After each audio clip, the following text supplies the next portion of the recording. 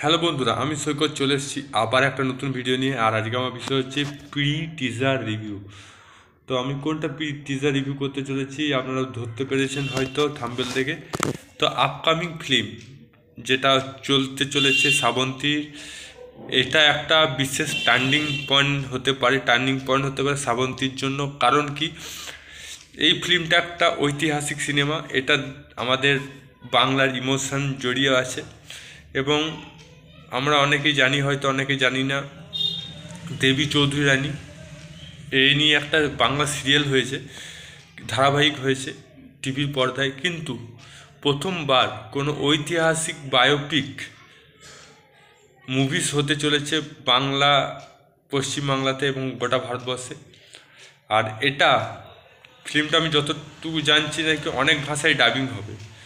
তো বড় বাজেটের সিনেমা হবে। তারপর মেগাস্টার প্রসেনজিৎ আছে, তার সাথে সাথে শ্রাবন্তী। প্রসেনজিৎ তো একটা ভালো অভিনেতা।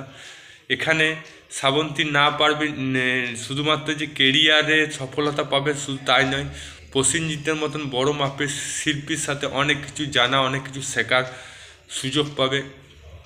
কারণ অনেকেরই স্বপ্ন থাকে অমিতাভ বচ্চন, প্রসেনজিৎ, হ্যাঁ, তারপর চিরঞ্জীবী, হ্যাঁ, দক্ষিণে চিরঞ্জীবী বা রজনীকান্ত, এদের সাথে কাজ করা অনেকেরই স্বপ্ন থাকে, কামাল হাসান।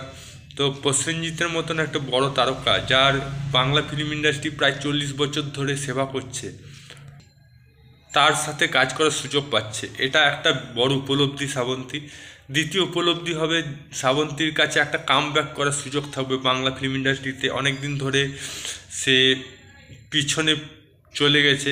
এক সময় ছিল দাপটের সাথে অভিনয় করতো শ্রাবন্তী।